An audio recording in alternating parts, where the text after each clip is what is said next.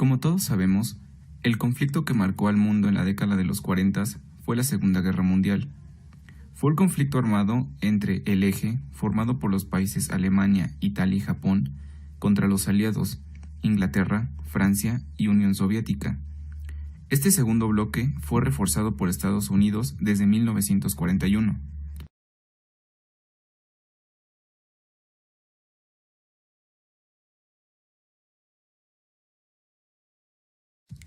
Luego de sangrientas y cruentas batallas que terminaron en derrota para Alemania y el resto de sus aliados, como la batalla de Stalingrado ocurrida en 1942, la batalla de Kursk en 1943, hubo un hecho que aceleró el fin de la guerra: el bombardeo atómico sobre Hiroshima y Nagasaki por parte de los Estados Unidos y la invasión soviética de Manchuria, que se suscitó del 6 de agosto de 1945 al 9 de agosto de 1945.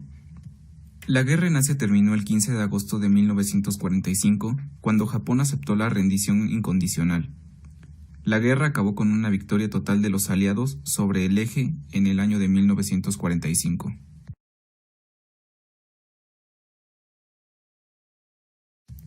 El Código de Ética Médica de Nuremberg recoge una serie de principios que rigen la experimentación con seres humanos, que resultó de las deliberaciones de los juicios de Nuremberg, al final de la Segunda Guerra Mundial.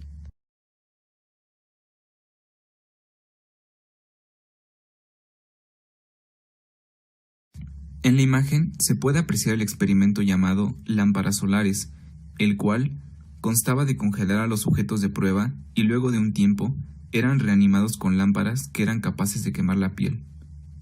El código responde a los crímenes acerca de experimentos cometidos por los nazis y médicos a los prisioneros de los campos de concentración.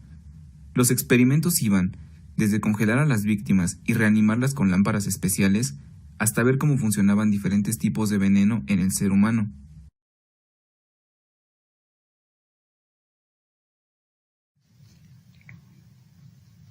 Los experimentos médicos nazis se dividen en 3 etapas. La primera etapa se basa en la facilitación de la supervivencia del personal militar realizados por los médicos de la Fuerza Aérea Alemana y de la institución experimental.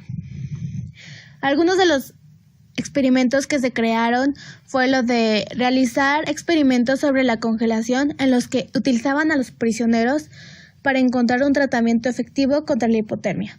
También utilizaban a los prisioneros para probar varios métodos de potabilización del agua de mar.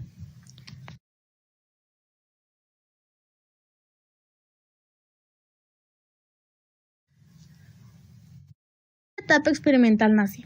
Se basa en el desarrollo y comprobación de productos farmacéuticos y de métodos de tratamiento para las lesiones y enfermedades a las que el personal militar alemán y el personal de ocupación estaban expuestos en los campos.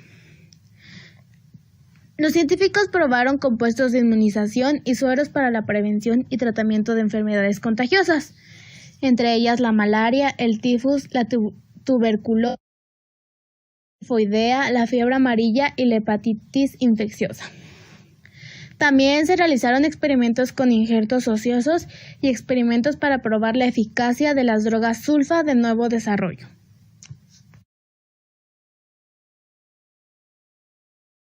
La tercera etapa de experimentación pretendía progresar en los principios raciales e ideológicos de la visión nazi. Los más infames eran los experimentos de Josef Mengele en Auschwitz. Los científicos probaron varios métodos en su esfuerzo por desarrollar un procedimiento eficiente y barato para la esterilización total de los judíos, romaníes y otros grupos considerados racial o genéticamente indeseables para los nazis.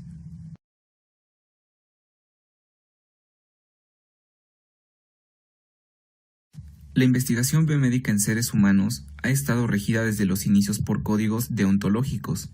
Sin embargo, debido a los actos inmorales perpetrados durante la Segunda Guerra Mundial, se crearon sucesivamente declaraciones, normas y códigos que tuvieron como objetivo encuadrar dentro de un marco ético los procedimientos de investigación en salud y la distribución de sus beneficios. Todo lo anterior con el ánimo de implementar protocolos de investigación atractivos a los ojos de quien encuentra en estos países una fuente de sujetos de investigación poco empoderados de sus derechos, y a los ojos de un número importante de científicos y comités de ética acríticos de cara a la pertinencia. Frente a esta situación, varios países latinoamericanos y del Caribe desarrollaron normas y mecanismos de evaluación de la investigación en salud, con el fin de adecuarlas y ajustarlas a la realidad local, atendiendo a los agudos problemas sociales, económicos y de derechos humanos que allí se viven cotidianamente.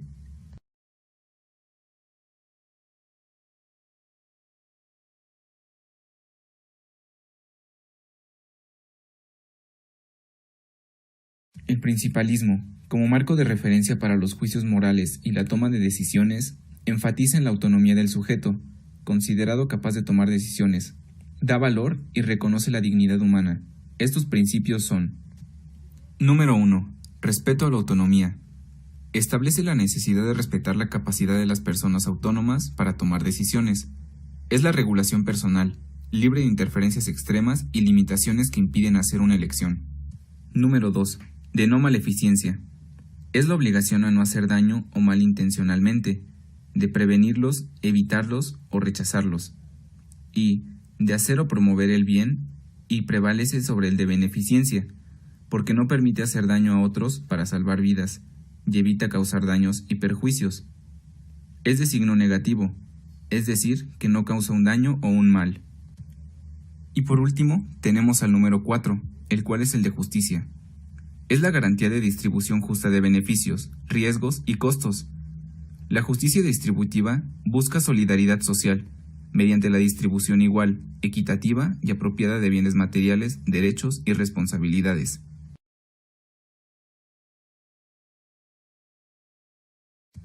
Van Rensselaer Potta fue el primer autor que, en Estados Unidos, utilizó el vocablo bioética, combinación que ya había sido utilizada antes, en 1927. Esta fue acuñada por el pastor protestante, teólogo, filósofo y educador alemán Fritz Jarr, quien usó la combinación bioethic, unión de los vocablos griegos bios, que significa vida, y ethos, comportamiento, en un artículo sobre la relación entre el ser humano y las plantas, además de los animales.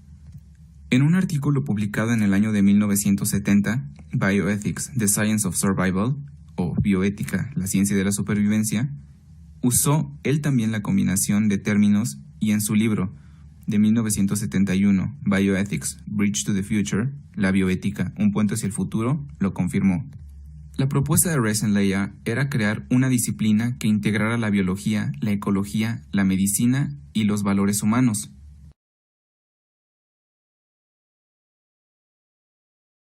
Las definiciones que se han dado a la bioética son muy diversas y reflejan la variedad de enfoques y concepciones. Una de las primeras dicta: la conducta humana en dos terrenos específicos, las ciencias de la vida, biología, y los cuidados de la salud, es el objeto estudiado a la luz de los valores y principios morales, además de que es de forma sistemática. Otra dice: la bioética es el estudio interdisciplinar del conjunto de condiciones que exige una gestión responsable de la vida humana, o de la persona humana, en el marco de los rápidos y complejos progresos del saber y de las tecnologías biomédicas. Y por último, tenemos a la que es usada con mayor frecuencia, la cual dice: la bioética es el estudio sistemático de la conducta humana en el campo de las ciencias de la vida y de los cuidados de la salud, en cuanto que es esta conducta examinada a la luz de los valores y principios morales.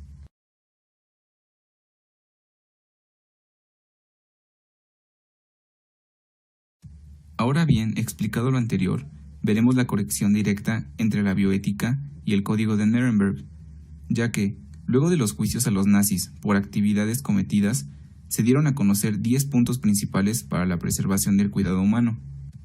Quienes practican la experimentación humana justifican su actitud en que esos experimentos proporcionan resultados que benefician a la humanidad y que no pueden obtenerse por otros métodos o medios de estudio.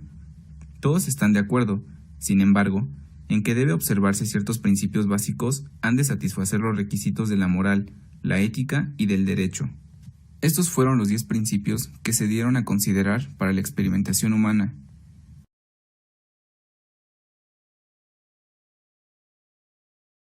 1. El consentimiento voluntario del sujeto humano es absolutamente esencial. 2. El experimento debería ser tal que prometiera dar resultados beneficiosos para el bienestar de la sociedad, y que no pudieran ser obtenidos por otros medios de estudio. 3. El experimento deberá diseñarse y basarse sobre todos los datos de la experimentación animal previa y sobre el conocimiento de la historia natural de la enfermedad y de otros problemas en estudio que puedan prometer resultados que justifiquen la realización del experimento. 4. El experimento deberá llevarse a cabo de modo que evite todo sufrimiento o daño físico, mental innecesario. 5. No se podrán realizar experimentos de los que haya razones a priori para creer que puedan producir la muerte o daños incapacitantes graves. 6. El grado de riesgo que se corre nunca podrá exceder el determinado por la importancia humanitaria del problema. 7. Deben tomarse las medidas apropiadas y se proporcionarán los dispositivos adecuados para proteger al sujeto de las posibilidades de que ocurra algún incidente grave. 8. Los experimentos deberán ser realizados solo por personas cualificadas científicamente. 9. En el curso del experimento el sujeto debe ser libre de hacer y terminar el experimento. Si considera que ha llegado a un estado físico o mental en el que parece imposible continuar en él. Y 10. En el curso del experimento, el científico responsable debe estar dispuesto a ponerle fin en cualquier momento.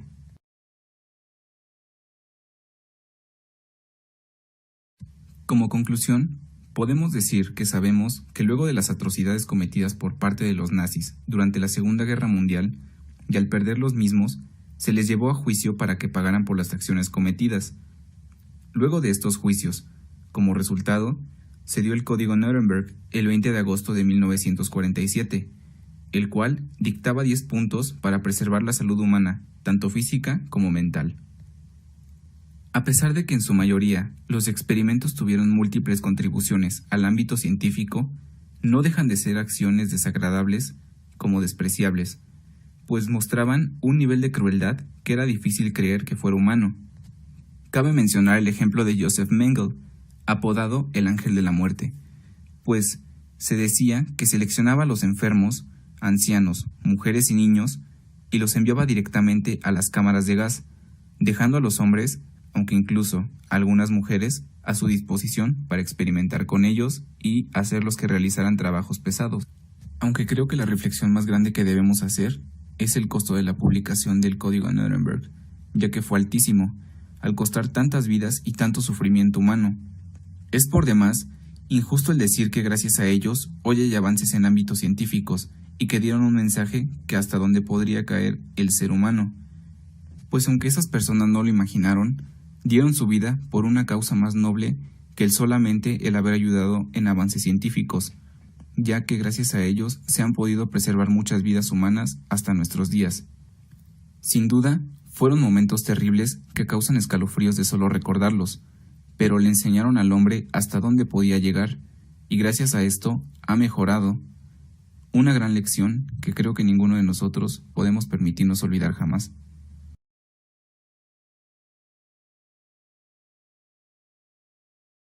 ¿Cómo negarnos a la vacunación obligatoria y al chip?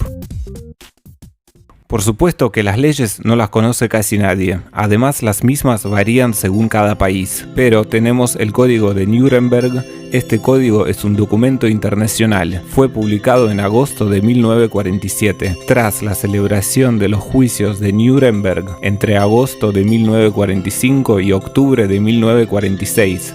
En el Tribunal Militar Internacional integrado por jueces de los 4 países aliados, Estados Unidos, Gran Bretaña, Francia y la Unión Soviética, juzgó a 3 oficiales y 20 médicos, bajo la acusación, entre otros cargos, de crímenes contra la humanidad, incluyendo la ejecución de experimentos médicos en prisioneros de guerra y civiles de países ocupados y de la propia población civil alemana. Se oyeron a 85 testigos y se analizaron 1.471 documentos y 11.538 páginas de transcripciones. El tribunal condenó a muerte el 20 de agosto de 1947 a 7 de los acusados, 9 fueron sentenciados a penas de prisión y otros 7 fueron absueltos. El Código de Nuremberg es el amanecer de la bioética tras los crímenes del nazismo. Contiene 10 puntos, pero pero nos interesa más el primero y el sexto, que resumiéndolo dicen lo siguiente: la persona involucrada en la vacunación debe ser competente para dar su consentimiento y poder ejercer la libertad de elección sin intervención de ningún elemento de engaño directo o indirecto. La persona latente debe poseer suficiente conocimiento y comprensión de los elementos del tema. Y por otro lado está la Declaración Universal sobre Bioética y Derechos Humanos,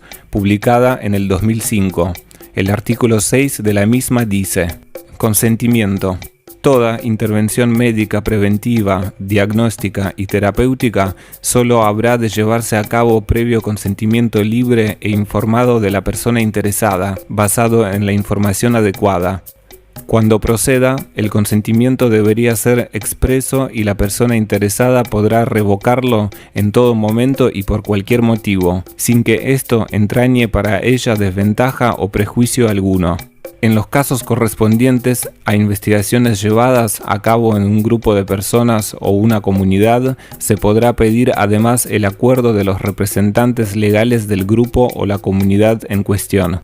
El acuerdo colectivo de una comunidad o el consentimiento de un dirigente comunitario u otra autoridad no deberían sustituir en caso alguno el consentimiento informado de una persona. De esta manera, cualquier orden de un parlamento o célebre líder que promueva una vacunación obligatoria está violando el artículo 6 de UNESCO sobre la bioética y también el Código de Nuremberg, artículo 1 y 6.